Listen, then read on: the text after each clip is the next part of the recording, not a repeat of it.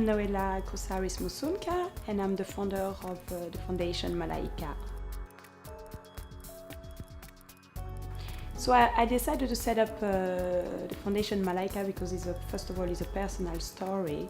When my dad died, I was 5 years old, and my mom didn't have any resources to keep me. So I grew up from families in Belgium and Switzerland, and I went to see back my mother after 13 years. And she was living in extremely poverty, and I promised myself I will just not only help her, but I want women and girls to be educated, to be standing on their own feet, because if my mother was enough educated, she could have kept me. So, and I do believe that is not the solution to always send kids to study abroad and they live in the country. It's important that women and girls are educated and stay in the country and they elevate themselves. So we set up the school 6 years ago, and the foundation, we're going to celebrate this year our 10 years anniversary. So the first project is the setup of the school. We started from scratch, doing the plan, finding the land, involving the community, if they were agree about the school for girls, because it's a big innovation to have a girl for school in the Congo. So the community were very happy to come there because it's a small village in the southern east of Congo. There's no water, no electricity, the road is so bumpy. So we find the land, we make the plan of the school, and then we started to build. We teach the community to make the bricks, so it's very eco-friendly. And every year we're building one more classroom. So we started with 104 girls, 150, 200, and today we have, last week in September, they started school, we have 252 girls. So the girls start all at 5 years old, and then we grow with them. They have breakfast, lunch, we have an IT room, library. We really wanted to do, especially I have 2 children, a boy and a girl, and I really wanted to do a school that is as good as my son's school, high quality, and a free education, because a lot of schools in Congo you have to pay. A lot of parents cannot afford to pay, so free is very important. But it's important to teach the trainers, to add to strengthen the curriculum of the school. So we added IT classes, English, organic farming. We teach them about hygiene, health. And you have the school, and 600 meters you have a community center. So it's a very good component, it's a complementary of the school, because we teach the parents to read, write in French, in Swahili. We teach the young about entrepreneurship, leadership. We teach the mother to do sewing. And now we're starting the project of agriculture, where all the food we will grow will go to the school. This way it will reduce the cost, because 1/3 of the operational cost of the school is the food. So it's very important. And around the village we built 7 wells that impact more than 14,000 people a year. Because when we started to build the school, we needed a well to make the bricks, and so many people were coming every day to get this water. We said, my God, what are we gonna do when we're gonna close down the school? Where are they gonna go get water? And that's a beautiful project that we have wells all around the village with VOS Foundation. If you go to see where the kids live, they live in one small little house of 2 meters, and they live 6, 8 people in the house. They live on the floor. So they leave their house and they're arriving to the school. The school is their refuge.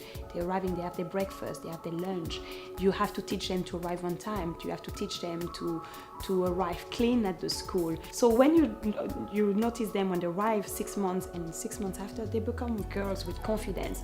And they know they're lucky to come to this school, because they know a lot of their friends cannot go to the school.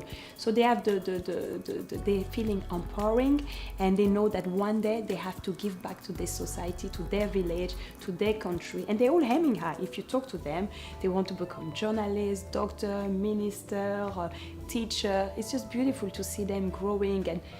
And what is the key is the local staff. The local staff is not afraid of Noella or whoever work at the foundation. They know they have a responsibility to write history for their own country and to pass on to the next generation. And these girls are the generation, and I think this is the generation that's gonna completely uplift Africa. If you ask me, Noella, would you want to do a foundation today? I don't know if I will say yes. It's very, very difficult. First of all, I'm the leader of the foundation.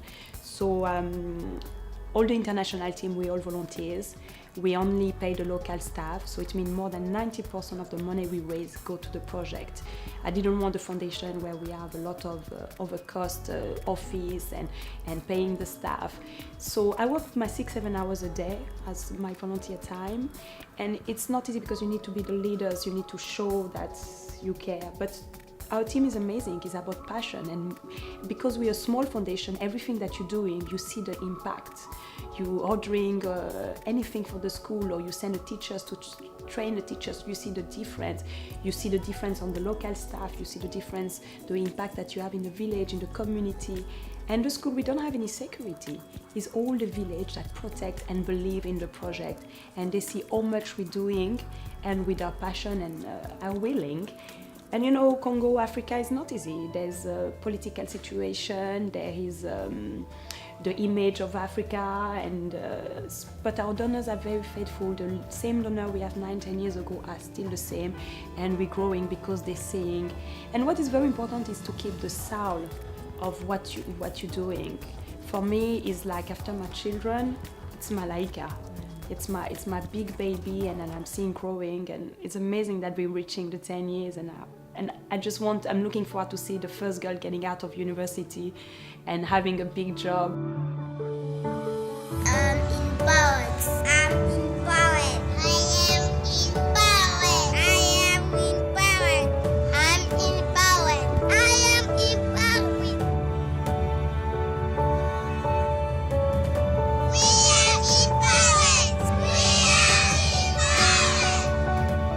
empowered. You know, I think it's important that Congo is right in the center of Africa, so it's a very key country.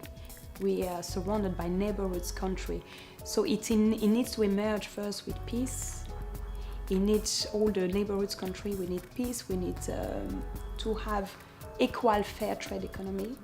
But it's important that we are arriving with the generation coming, that we can all work together, not only politically, economically, socially, but with creativity and agriculture, with fashion people, with charities, with just creating the next generation of young, to give them a tool to become the next leaders and shaping the next generation through education.